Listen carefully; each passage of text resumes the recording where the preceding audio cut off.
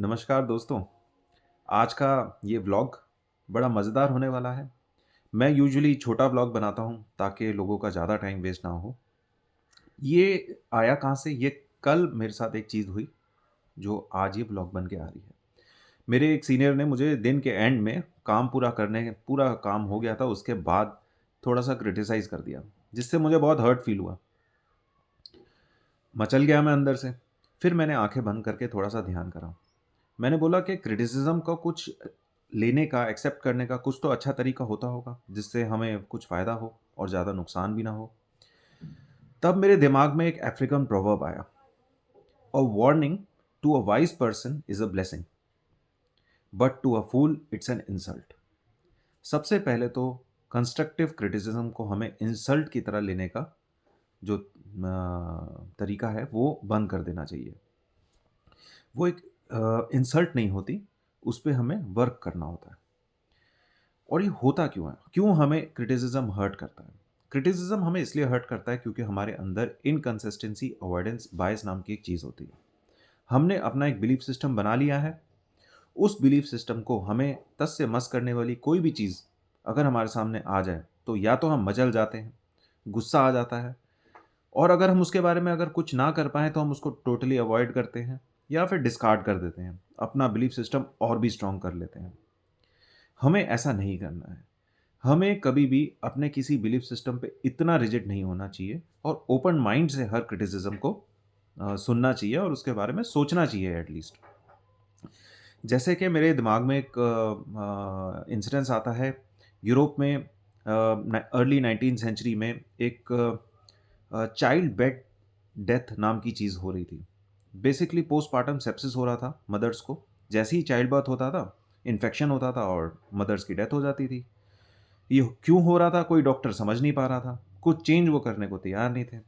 फिर एक डॉक्टर साहब आए, इग्नेस सेमल्विस करके, जिन्होंने बोला भाई ये इसलिए हो रहा है क्योंकि तुम सफाई नहीं कर रहे, क्योंकि तुम हैंड वॉश नहीं कर रहे हो, वो करने से पहले कोई ऑपरेशन या ऑटोप्सी करके आते हो और सीधे चाइल्ड बर्थ करते हो, जिससे इन्फेक्शन माओ को हो रहा है। पर उस टाइम के जो डॉक्टर्स थे वो ये क्रिटिसिज्म लेने को तैयार नहीं थे। अरे इसने हमें ऐसा बोल कैसे दिया, ये खुद तो ये कुछ करता नहीं है, हमें ऐसा बोल रहा है, ये कौन होता है हमें समझाने वाला? इस बारे में नॉलेज हमें सबसे ज़्यादा है। ये चीज़ें डॉक्टर्स को चेंज होने से प्रिवेंट कर रही थी और ये गलतियाँ करवा रही थी। बाद में जब रिसर्च हुई तो लोगों को समझ हुआ भाई ठीक है, ये बात बिल्कुल ठीक है कि सफाई ना रखने की वजह से ये हो रहा है। तब ये हैंड वॉश हमारी सर्जरी से पहले एक बहुत ही मेजर चीज़ बन गई। तो जो सेमिल्वीज़ थे, इनको प्रोसीजरल एंटीसेप्सिस का पायनियर माना जाता है। दूसरी बात है, वार्निंग या फिर क्रिटिसिज्म की बात करूं तो मेरे दिमाग में और क्या चीज़ आती है, feedback loops. Feedback loops, Elon Musk का एक बार मैं एक इंटरव्यू पढ़ रहा था तो उनसे पूछा गया कि आपके हिसाब से सबसे इंपॉर्टेंट चीज़ क्या चीज़ है, या फिर सबसे मुश्किल क्या चीज़ है। मेरे को ठीक तरह से याद नहीं आ रहा, तो उन्होंने यही बोला कि ज़िंदगी में एक करेक्टिव फीडबैक लूप का होना बहुत ज़्यादा ज़रूरी है। इस बात ने मेरे को बहुत इफेक्ट करा। क्या मेरी ज़िंदगी में कोई करेक्टिव फीडबैक लूप है? तब मेरे ध्यान में आया, सबसे अच्छा करेक्टिव फीडबैक लूप हमारी ज़िंदगी में क्या होता है? हमारी फैमिली। क्या हम अपने फैमिली का क्रिटिसिज्म अच्छी तरह से ले लेते हैं और उस पे वर्क करके चेंज करने की कोशिश करते हैं? नहीं करते तो क्या गलत करते हैं हम इसमें? ये सोचने वाली बात है। और फीडबैक लूप्स क्या हो सकते हैं? हमारे फ्रेंड, दोस्तों, जो आपकी ज़िंदगी में पहले 5 लोग होते हैं, उनका ठीक होना, अच्छे हैबिट्स वाला होना, उनका आपके साथ ओपन होना, उनको आपको साफ-साफ बातें बोलना या फिर उनका आपसे साफ-साफ बातें करना बहुत ज़रूरी चीज़ है, बिकॉज़ ये आपकी ज़िंदगी का करेक्टिव फीडबैक लूप है, जिससे आप इम्प्रूव करेंगे। चलो, ये बात तो हो गई क्रिटिसिज़्म लेने की। तो क्रिटिसिज़्म तो हम कई बार करते भी हैं, तो क्रिटिसिज़्म करें कैसे? देखिए, सबसे पहली बात, मेरे गुरु ने मुझे एक बात समझाई थी, हर्ट नेवर, हेल्प एवर। आप किसी को हर्ट ना करें, डोंट बी हर्टफुल। इस तरीके से क्रिटिसाइज़ ना करें कि वो बंदा डिमोरलाइज़ हो जाए। आप उसको हेल्प करने की कोशिश कर रहे हैं।